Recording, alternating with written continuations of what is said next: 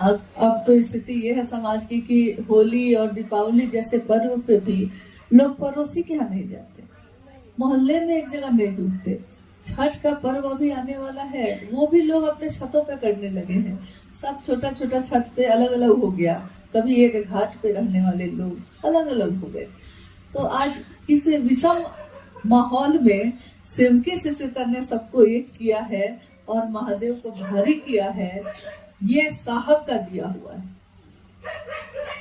और आपने अभी सुना है कि साहब ने क्या कहा, उन्होंने क्या चाहा है, तो हम उनकी चाहत में अपनी चाहत को मिला सके, जो उन्होंने चाहा है वो कर सके, इसके लिए उनको नमन करिए, इसके लिए उनसे दया की याचना मांगिए। कितने बार साहब ने कहा कि दया की याचना आप मांगते हैं, लेकिन दया की याचना किस लिए? महादेव के लिए या अपनी मनोकामना के लिए या अपने लिए?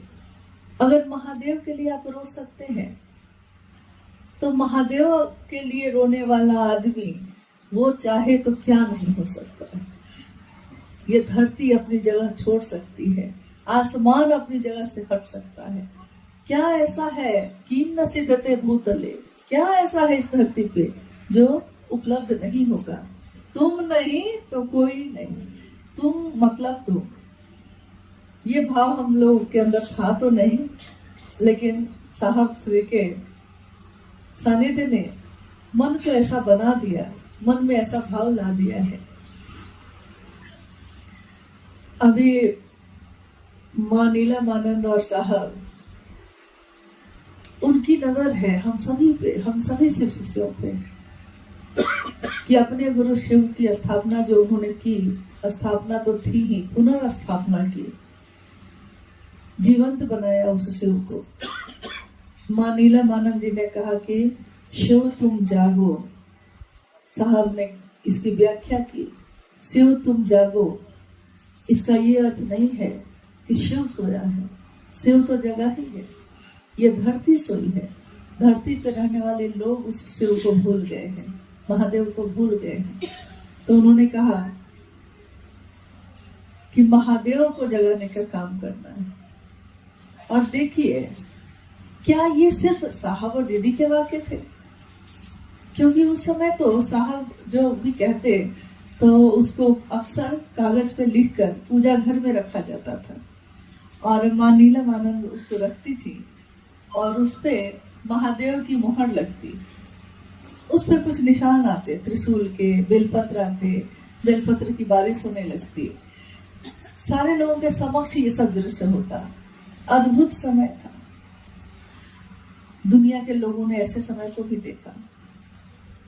उसमें एक समय जब ऐसा आया कि शिव कसी से बनाने के लिए हम लोग को क्या पद्धति अपनानी चाहिए, इसी पे बात हो रही थी। कोई तरीका होना चाहिए ना, कैसे पता चलेगा कि हाँ ये शिव से हो रहे हैं। क्लास तो शुरू कर दिया, लेकिन कागज पे लिख के एडमिशन नंबर कुछ तो होता है। तो उन्होंने कहा कि क्या किया जाए, तो लिखा गया उसपे हर हर महादेव, नमः शिवाय, जागा जागा महादेव, और लिखकर पूजा घर में रखा गया।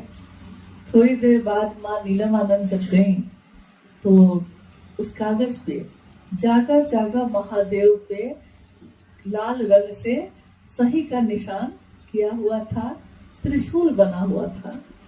यानी वो भाव सत्ता जो है, भाव ग्रहण करते हैं, और उस भाव में उन्होंने जो शिव शिष्यता के लिए सही था जो वाक्य, क्योंकि हर हर महादेव तो सदियों से होता आया है, और नमः शिवाय का मंत्र भी सदियों से, प्राचीन काल से चल रहा है।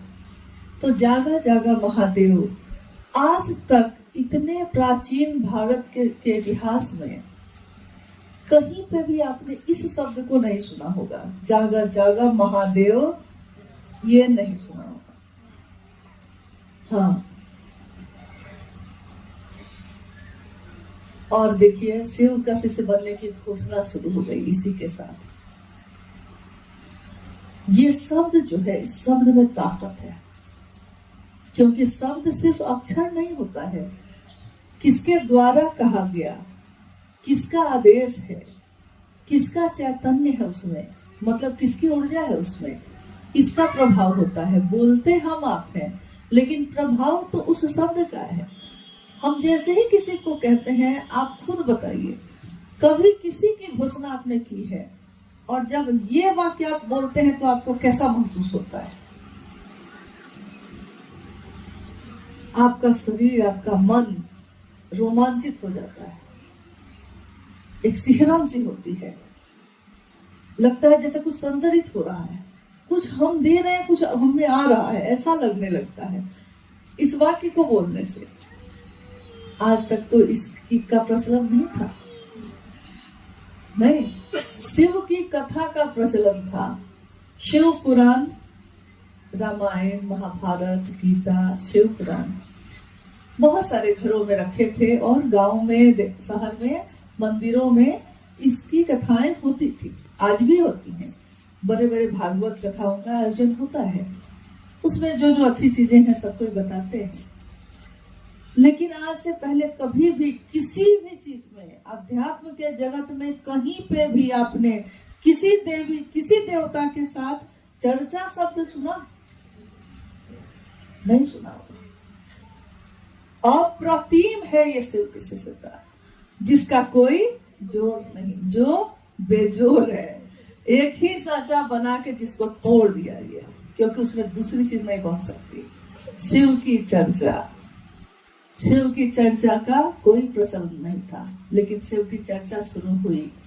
और जब शुरू हुई, पहले तो लोगों ने कहा कि अरे ये तो गरीबों सबका काम है, अरे ये तो इन लोगों का काम है, अरे ये लोग क्या बोलेगा, इन लोगों को आता क्या है। बहुत उतार चढ़ाव को बर्दाश्त करते हुए शिव शिष्यता की जो मूल धारा जो प्रकट हुई साहब के हृदय से, वो धरती पे आगे बढ़ने लगी। और धीरे धीरे लोग देख रहे हैं कि नहीं, हमने कैसे सोचा कि इसको कुछ नहीं आता, ये तो जब बोलने लगते हैं, कौन बोल रहा है ये? कोई विद्वान नहीं है, कोई गुरु नहीं, कोई देवी साध्वी नहीं है, कोई बहुत पढ़े लिखे शास्त्रों का अध्ययन करने वाले विद्वान नहीं है।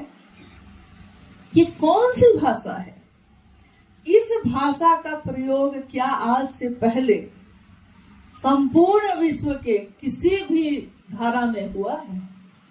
जिसमें जो आपके हृदय से फूटे वो आप बोलिए। ये स्वतंत्रता नहीं थी, न किसी धर्म में, न तो अध्यात्म में, क्योंकि उसमें भी ये था कि जो शरीरधारी गुरु ने बताया है, आपको अक्षरशः वही बोलना है, जो मंत्र उन्होंने दिया है आपको वही करना है। आपकी अपनी व्यक्तिगत, आपका जो अस्तित्व है, आपकी जो चेतना है, वो फूट जाए, वो फूल की तरह खिल जाए, ये विधा तो आज तक आई ही नहीं कभी। और ये विधा ऐसी आई कि जिसमें हर हृदय में शिव का जो पुष्प था वो खिल गया, सबके दिल खिल गए। तुम मिले दिल खिले, और जीने को क्या चाहिए। ना हो तू उदास तेरे पास पास, मैं रहूंगा जिंदगी भर। नहीं, खिल गया सबके चेहरे, खिल गया सबके हृदय। आज भी जबकि शिव के शिष्यों की संख्या अब इतनी तो ज्यादा हो चुकी है कि गिनती नहीं की जा सकती, अजप अजप की गिनती की जा सकती है। शिव से जुड़ी कोई भी धारा, कोई भी चीज, उसकी कोई गिनती नहीं, क्योंकि जगत में गिनती है 1, 100, 1000, लाख, करोड़, अरब, खरब, उसके ऊपर। लेकिन जाते जाते, थोड़ा सा ऊपर जाते जाते, उसके बाद अनंत लिख दिया जाता है, क्योंकि इसके बाद की गिनती जगत के लोगों को नहीं आती, तो लिख दिया जाता है अनंत। उसका भी एक इस तरह से निशान बना होता है। अनंत की गिनती किसके पास है? ये अनंत कहाँ जाता है? ये अनंत कहाँ से आता है?